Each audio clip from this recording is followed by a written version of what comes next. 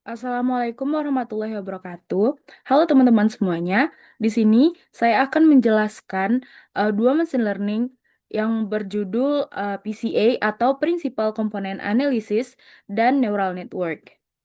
Eh, Sebelum itu, saya tidak hanya akan menjelaskan terkait materi atau teori tentang dua hal tadi, tapi saya juga akan langsung mempraktikannya di Orange dan melihat bagaimana hasil dari visualisasinya.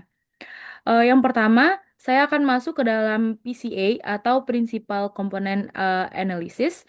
Di sini saya akan menjelaskan sedikit terkait PCA.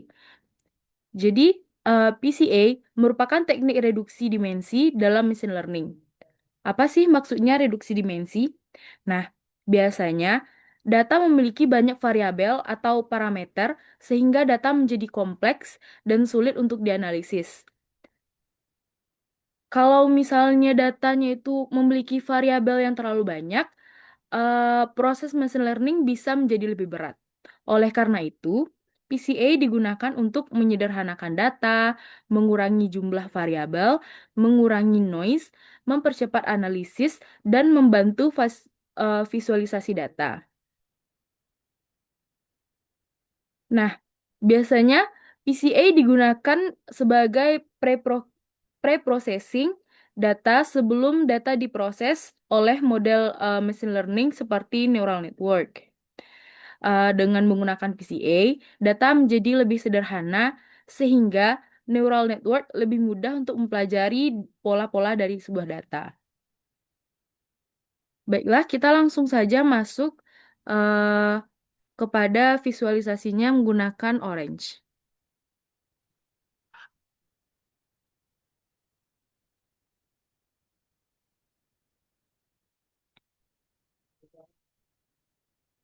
Nah, untuk PCA, yang pertama itu selalu kita awali dengan mengambil dari file.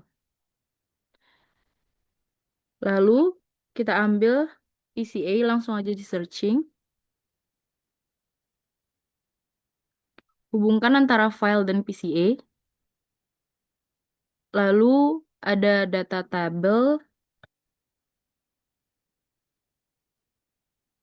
dan scatterplot.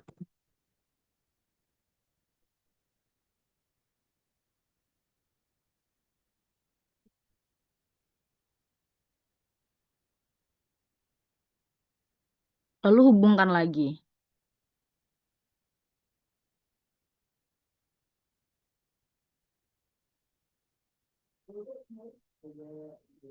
Ini dari transform data ke data.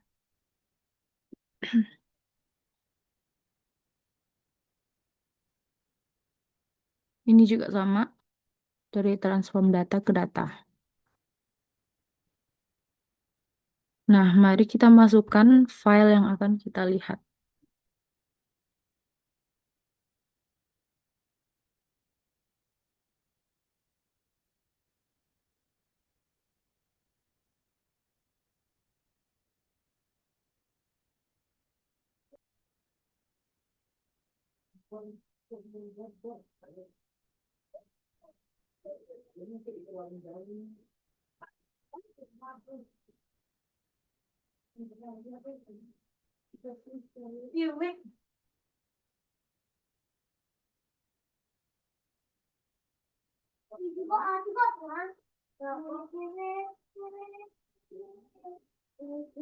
Nah, di sini data berupa hasil FTIR dari suatu senyawa di farmasi.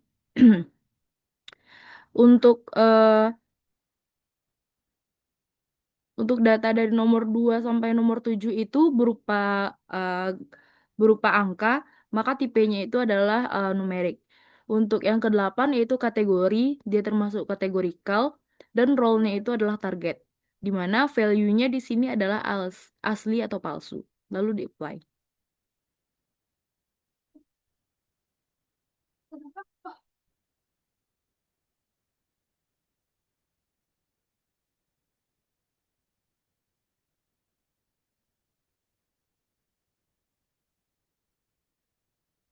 Nah,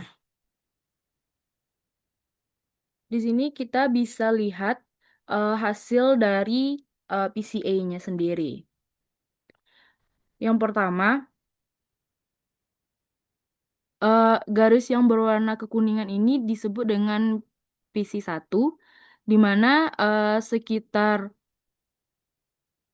47,3%-nya itu eh, artinya hampir separuh keragaman data bisa dijelaskan oleh hanya satu PC1 ini saja.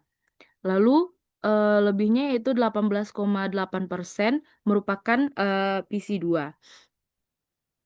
Di sini, jika kita menggabungkan kedua persentase dari hasil ini, kita sudah menangkap lebih dari 60% informasi penting dalam data.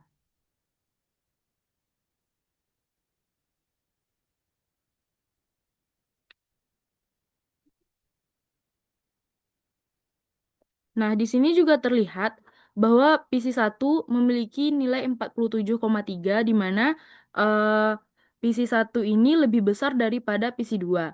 Di sini terlihat bahwa komponen PC1 ini berpengaruh tinggi karena menjelaskan hampir 47,3% dari variansinya.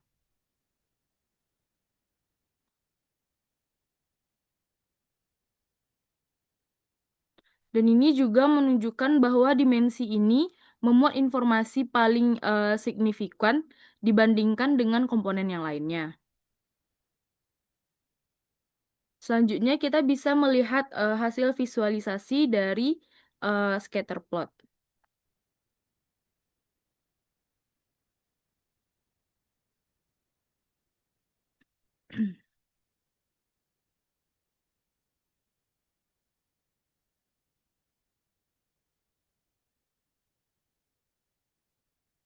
Jadi di scatter plot ini hasil visualisasinya akan berupa bintik-bintik berwarna ini dan memiliki gradien warna.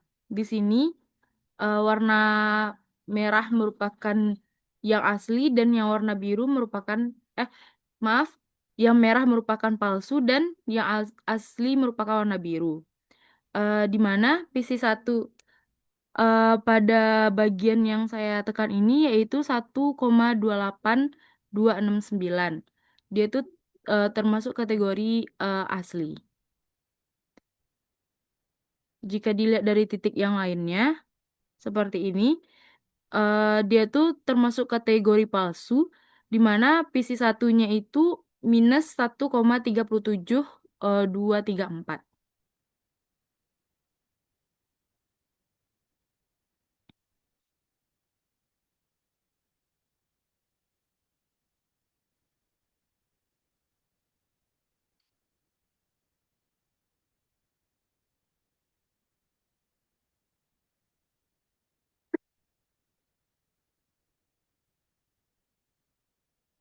Setelah itu, kita bisa lanjut ke machine learning selanjutnya, yaitu neural network.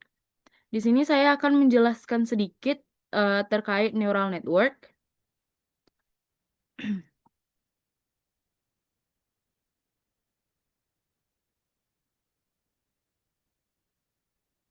Nah, jadi neural network di Orange adalah tools untuk membangun, melatih, dan menguji model jaringan saraf tiruan secara visual tanpa menulis kode. Widget ini memanfaatkan algoritma backpropagation dan dapat dikonfigurasi dengan mudah, seperti mengatur jumlah lapisan tersembunyi, neuron, learning rate, dan iterasi. Seperti namanya, neural network itu eh, meniru bagian dari neural manusia, di mana di sini ada inputsnya berupa dendrit, nukleus, dan sel body, lalu nanti outputnya itu berupa sinaps. Jika dilihat dari cara kerja dari neural network, di sini kita memasukkan beberapa input yang dimana akan memproses data tersebut di mana di sini termasuk ke dalam hidden layers, lalu akan memberikan satu output sebagai sebuah kesimpulannya.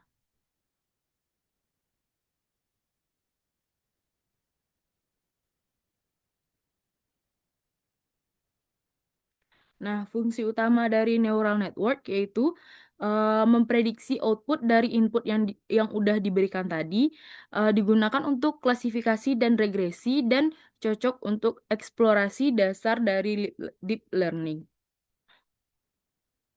Nantinya pada eh, neural network akan menggunakan tiga cara berpikir lainnya, yaitu yang pertama random forest, lalu ada decision tree, dan juga nanti akan ada eh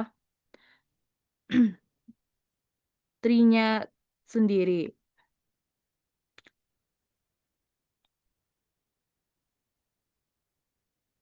Langsung saja kita masuk ke orange.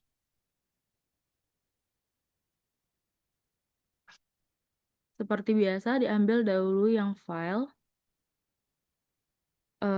lalu data sampel,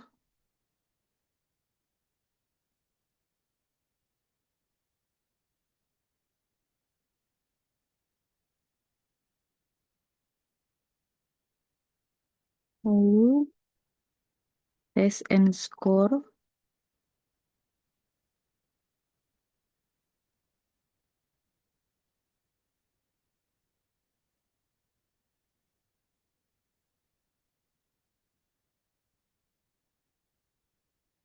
lalu kita masukkan tiga algoritma lainnya, yaitu yang pertama neural network,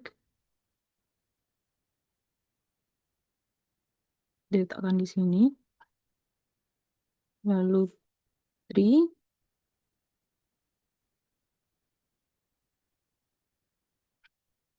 dan random forest.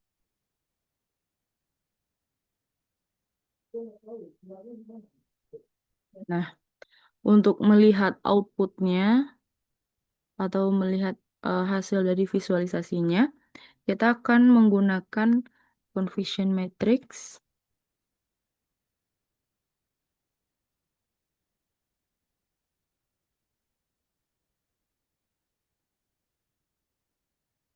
dan ROC analysis.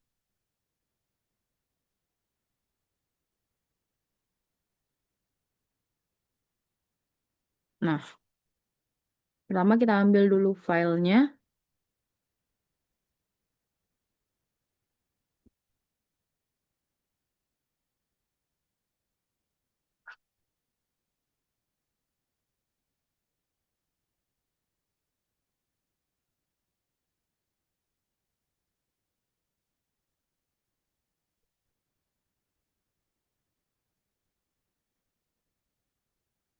Nah, di sini saya akan menjelaskan dulu beberapa datanya.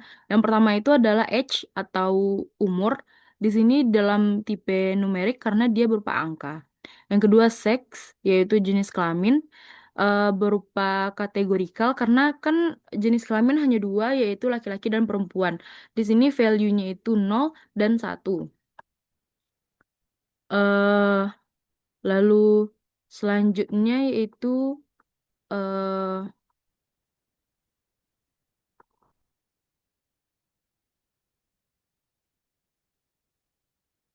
nah untuk targetnya itu termasuk kategorikal juga.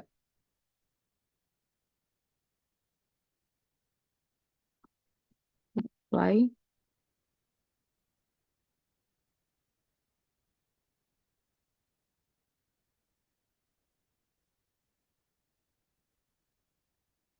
file ke sini.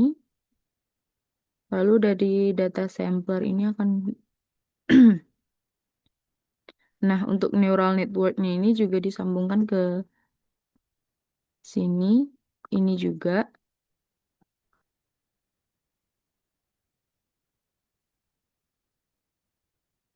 bagian random forestnya juga.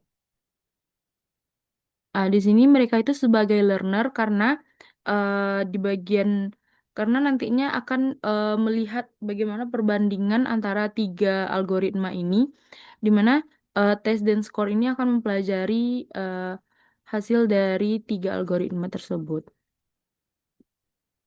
Lalu disambungkan ini.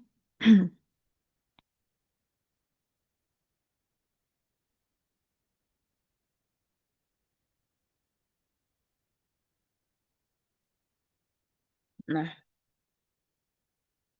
yang pertama tuh kita lihat di bagian neural network. Sebentar. Nah, karena di sini datanya itu ada 13, makanya di bagian neural network itu kalau misalnya datanya 13, maka hidden layersnya itu akan dikalikan dua, yaitu menjadi 26. Bagian activationnya itu ReLU, solvernya itu Adam, maximal number of iterationnya itu 200. Oke, lanjut ke tree, di mana minimal number of instances in leaf-nya itu 2, don't split subset smaller than 5, limit the maximal tree depth to 100, dan stop when majority research 95%. Terakhir yaitu random forest, untuk number of trees-nya itu sampai 10, dan number of attributes considered at each split-nya itu ada 5. Langsung kita lihat di bagian tes dan skor. Nah, jika dilihat dari AUC-nya, di neural network itu menghasilkan 0,997, tree menghasilkan 0,987, dan random forest 0,998. Jika dilihat di bagian AUC ini, jika dia mendekati 1, itu maka yang paling baik. Jika dilihat antara 3 algoritma ini, di sini terlihat jika random forest itu adalah algoritma yang paling baik.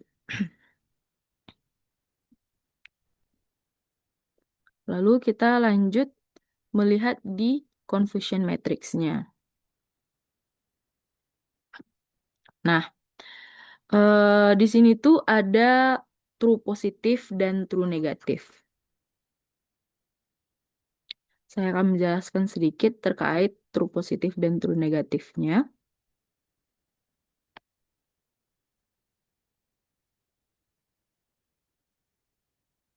Nah, di sini ada true positif dan true negatif. Maaf, true negatif dan true positif.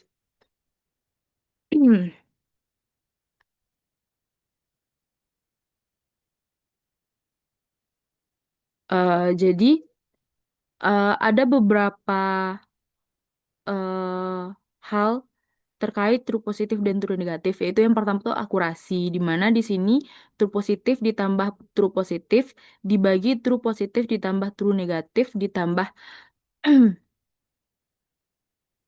eh, false positif ditambah false negatif. Jadi akurasi ini merupakan proporsi prediksi yang benar dari total prediksi.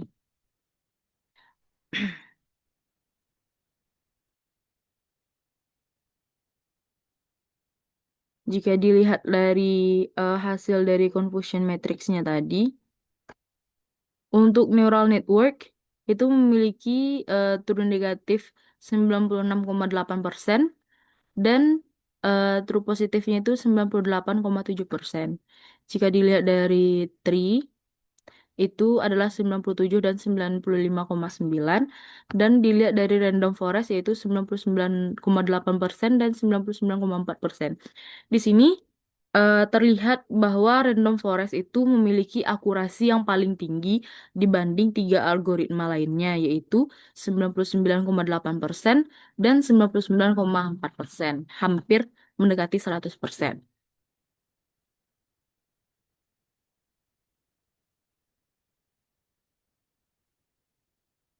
Lihat lagi di bagian ROC analisis. Nah, di sini eh, bagian yang paling mendekati 1 memiliki hasil yang paling baik.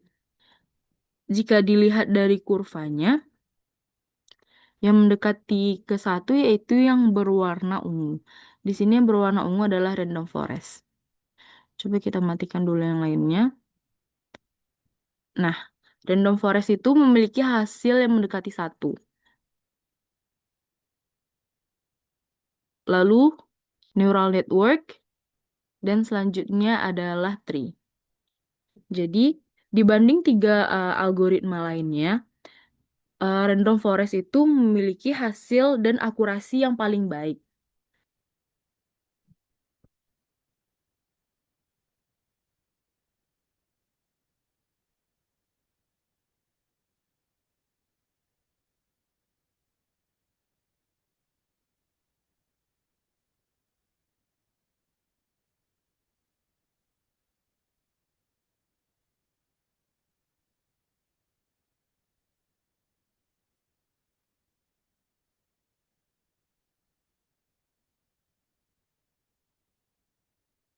Nah, setelah melakukan eh, dua machine learning tadi, dapat disimpulkan bahwa PCA itu digunakan untuk menyederhanakan data agar lebih mudah dianalisis dan diproses. Sedangkan untuk neural network digunakan untuk mempelajari pola data dan menghasilkan prediksi seperti cara kerja otak manusia. Eh, dengan bantuan Orange, aplikasi Orange Data Mining ini, eh, eh, dapat pre-processing data menggunakan PCA tadi dan dapat mengevaluasi dari model sehingga dapat divisualisasikan dengan lebih mudah dan cocok digunakan untuk mempelajari dasar-dasar AI mengenai data mining. Nah, itu saja penjelasan saya terkait PCA dan neural network. Jika ada kesalahan, saya mohon maaf. Assalamualaikum warahmatullahi wabarakatuh.